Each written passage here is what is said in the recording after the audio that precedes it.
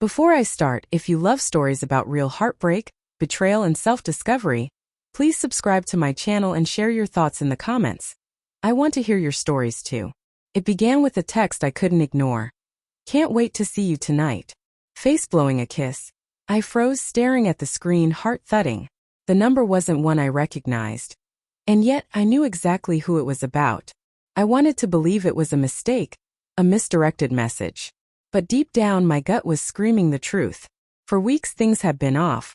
Subtle, almost imperceptible shifts in her behavior.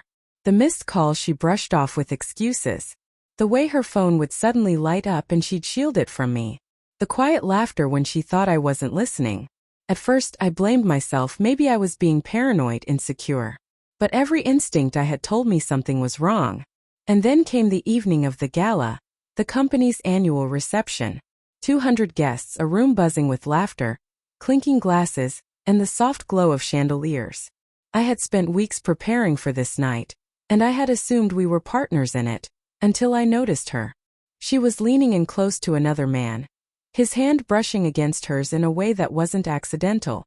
They laughed, eyes locked like they were in their own world. I felt a tight knot in my chest, my stomach dropping. I approached slowly. "Hey, everything okay?" I asked, trying to keep my voice calm, neutral.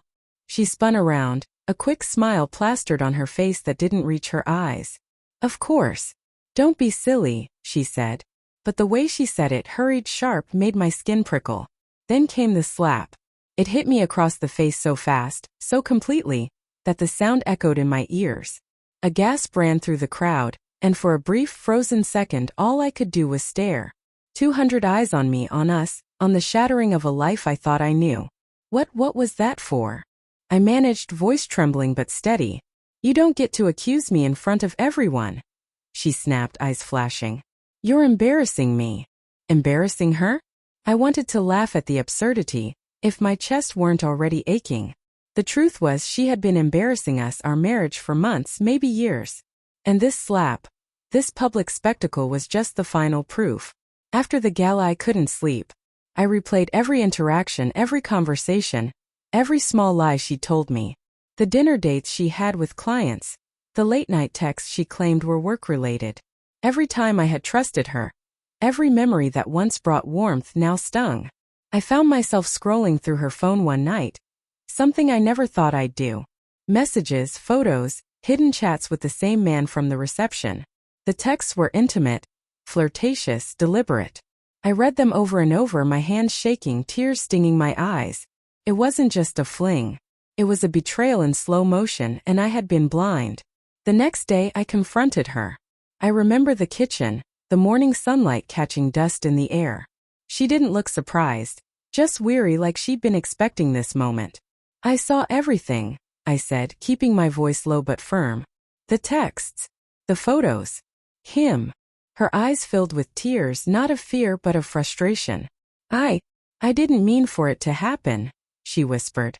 "It just happened. You weren't paying attention. We drifted. I needed." "Needed what?" I asked, my voice sharper than I intended. "Attention? Excitement? Another man?" I don't know. I didn't plan it," she admitted. "But I still love you. I just messed up." I took a deep breath, feeling the anger, betrayal, and heartbreak swirl inside me. I thought about all the years we'd spent together. The laughter, the plans, the quiet mornings. And I realized something painful but clear.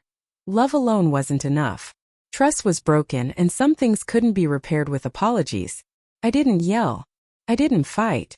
I simply looked at her, really looked, and said, "I can't do this anymore. Not after what's been done. Not after the slap in front of everyone. I have to leave for myself." She collapsed into the chair, tears streaming, and I felt a flicker of pain for her, but it was fleeting. My heart hurt, yes, but I also felt a strange clarity, a sense of reclaiming myself. Walking out that door was the hardest thing I'd ever done. The city air hit me like a jolt of electricity, cold and bracing. I remembered the laughter of the gala, the whispers of the guests, the sound of her slap ringing in my ears. And I felt free. In the weeks that followed, I rebuilt my life slowly. I reconnected with friends who reminded me of my worth. I returned to the hobbies I'd neglected, the quiet moments of peace I had forgotten. I allowed myself to grieve not just the betrayal but the illusion of a life I thought I had. I realized that heartbreak isn't just about losing someone you love.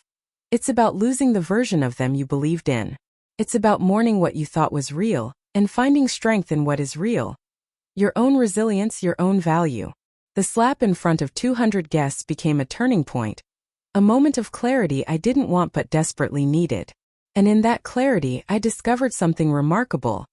I could survive betrayal. I could leave behind the pain and slowly I could heal. If this story resonated with you, please subscribe to my channel and share your thoughts in the comments.